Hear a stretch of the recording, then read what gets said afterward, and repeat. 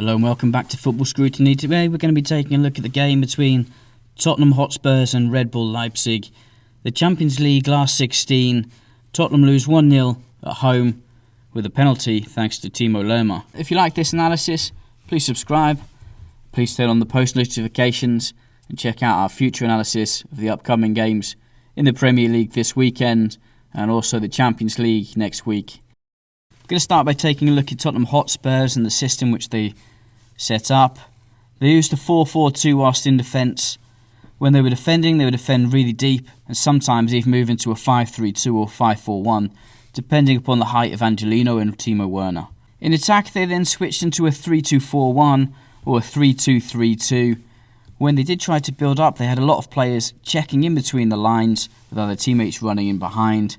Often, Dele Alli would check back, or Lucas Moura and other players in the wide areas would make runs in behind. Red Bull Leipzig, well, they lined up with a 5-2-3 or a 5-4-1 defensively. Offensively, there was plenty of flexibility and mobility in their variations with the wide attacking midfielders Angelino and Nkunku. At times, these players would be given a wider role, whilst others they were in a narrow position. The battle for the middle of the pitch was an important one during the game. Red Bull Leipzig structure, as we already mentioned, with a 3-2-3-2 in the attacking phase. They were built with three centre-backs. This allowed them to be more aggressive at times when advancing the ball, especially carrying the ball with dribbling. The double pivot, they stayed narrow. They didn't drift into wide areas. They tried to disrupt the pressing from the two Tottenham strikers and try and drag that Tottenham midfield forwards. This made it very difficult for the Tottenham midfield to shift across due to the width that they have and also those two pivots dragging them forwards, difficult for them to shift across. Those three players in behind that Tottenham midfield line, often playing in the blind spots just behind that defensive line from the midfielders, preventing them from being narrow, freeing up the wide area, forcing them to play narrow and freeing up the space in those wide areas which we've highlighted. When Leipzig were able to advance into a more advanced role, we can see that 5 against 4 in that middle position there. Spurs, of course, then played very compact to try and deny progression through these central areas. Space, of course, then was created in the wide areas for players like Timo Werner, who looked to use his pace or combine with Angelino on that left-hand side. Spurs, especially in the first half, they played very defensive and didn't often leave the central areas, not very often stepping out of that mid-block to press. Spurs seemed quite content to allow Leipzig just to circulate the ball into those wide areas. If the ball was successfully played through the centre, this is where Spurs became unorganised. It's worth pointing out here that those three Red Bull centre-backs against the two forwards allowed passing options inside due to the occupation of those three central corridors. The central corridor and of course the two half spaces where they would be able to filter passes, diagonal passes through into those midfielders. Here we're highlighting the three players which affect the Spurs midfield, just trying to play in and around those four midfielders, preventing them from getting wide. And you can see there that those passes fitting straight in between all of the defensive lines from Tottenham. We can see there on the weak side at the top of your screen that Angelino is now becoming an inverted player. He's come into that middle area. We saw Benjamin Mendy do that for Manchester City, similar movements where the wing-back then plays in a number 8 position whilst in possession. This again was primarily to create space and emphasise the availability to play through the wide area and allow Timo Werner to maximise the use of his speed and attack that Tottenham Hotspurs right-back. Here we can see the ball has been successfully circulated out into the right position there for Timo Werner. We can see that Spurs are really compact, not allowing too much space in the middle of the pitch, and then they would then shift across. Spurs had to be organised, and by being so compact, it offers each line more cover because the players have to access each other in case one of them is beaten. This, of course, then eliminates any numerical superiority which Red Bull Leipzig tried to generate in the middle of the pitch. Here we can see that one of the Tottenham midfielders has stepped out as one of the Red Bull players drops in a little bit closer. You can see the staggered positioning of the two centre midfielders from Tottenham allows the Red Bull Leipzig midfield can create patterns in and around them. As a result, those wide midfielders from Tottenham need to come inside just a little bit more due to the fact that they've got numerical inferiority naturally in that middle pitch. Tottenham's mid-block was then restricted, of course, with their movement, which would allow the centre-backs from Red Bull Leipzig to move into the half spaces, dribble into there and try and affect the wide players from Tottenham into jumping out. If one of the Tottenham wide players did jump out, of course then the wide player from Red Bull Leipzig would have extra space in the wide areas. So in general, this wasn't happening. They would try and hold their position, remain compact, shift across and wait for the cover and support from their central midfielders. Thus, we're saying this, with that shifting across, Tottenham would then increase their pressure once they've shifted across and covered and they've got numerical superiority in one area. Here we can see one such moment where they've shifted all the way across onto one side of the pitch. So then, of course, Leipzig, to counteract this, would draw the Tottenham team across onto one side and then switch onto the other. This pulls the defensive block from Tottenham and creates a higher work rate defensively. Now that Leipzig have more space on the weak side from Tottenham, the back line disconnected, the distance in between them is a little bit larger, and that often leaves space for players to run into in between those gaps and in behind the Tottenham defence.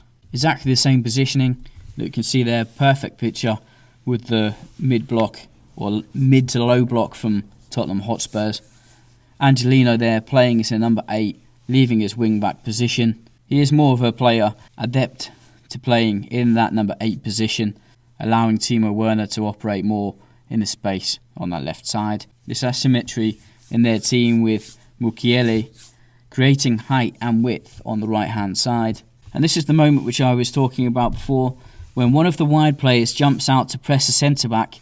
That's when Tottenham have got problems, because then there's numerical inferiority with the Tottenham left-back. You can see with this shape that if the two players at the attacking side of this shape would then move forward, Tottenham's right-back would be in trouble and one of the centre-backs would have to shift across the cover, or one of the midfielders would have to cover. This gap would also increase if that player at the top of your screen would drop even deeper to create a slightly better passing angle, forcing the distance between the left-back and the centre-back from Tottenham to be even larger. Take a look at number 18, also the centre midfielder on that side.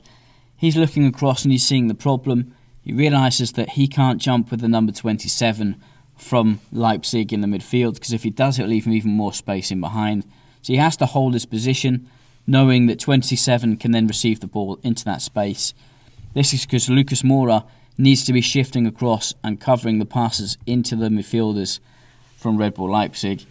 That doubt creates more space on the opposite side and essentially puts that Tottenham midfielder in a lose-lose position where he has to shift across. Red Bull Leipzig are able to make the most of this positioning and this incorrect decision to jump out and press the centre-back from the Tottenham left midfielder. They're able to exploit that mid-block and create an opportunity to attack. Tottenham stuck with the rotation, which they've done many times since Jose Mourinho has taken charge. Davies, the left-back, inverts alongside Anderweireld to form a back three, with Sanchez on the opposite side. Leipzig would then look to press them with their front three, using their cover shadows to force circulation through the wide areas. Spurs had the most success when they were able to play into the half spaces or play into their target successfully and combine.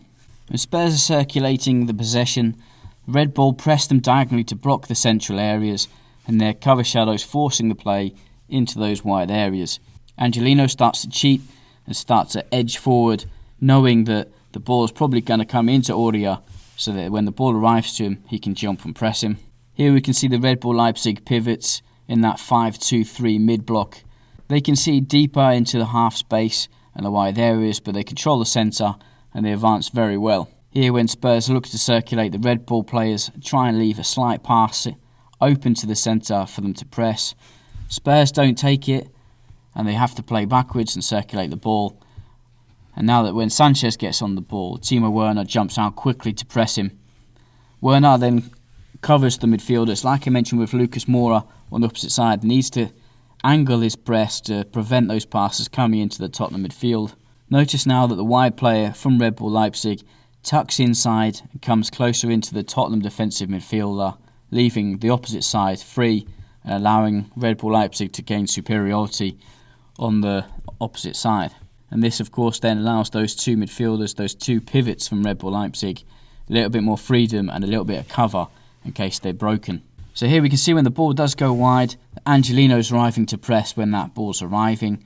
We can see Leipzig have got heavy emphasis on playing between the players. This gives them access to multiple players. This comes at a risk of giving Tottenham slightly more space to create passing lanes and potentially break their pressure. They're able to find Lucas Moura inside, and he's isolated with a 1-against-1 situation with the centre-back. Leipzig, though, recover possession as the ball was tried to be played in behind their defence. Now we're going to take a look at the problems which Tottenham had with building up the play. One of the big things that Tottenham had problems with was the lack of presence around the Leipzig midfield. One of the things that hurt Spurs during the game was their lack of presence in that Leipzig midfield. You can see there the 2 and the 3 around Lo Celso, preventing them from playing inside. And Tottenham, really, they just circulated the ball too often without any real clear objective to playing through the middle. This led to Tottenham making mistakes quite a few times, and with those front 4 players that we can see very flat, often made diagonal passing and diagonal connections quite difficult. Here we can see one such circulation, plenty of space in the midfield, only one Tottenham player in that middle area. It's difficult to play inside when you're in inferiority, and there Leipzig initiate their press and try and block them in, and when they win the ball back, that's when they make a counter-attack in transition with that superiority in the middle of the pitch, allowing them to break out rather easily with so much space. Spurs' defensive flexibility, due to the fact that Leipzig would occupy all 5 of the channels.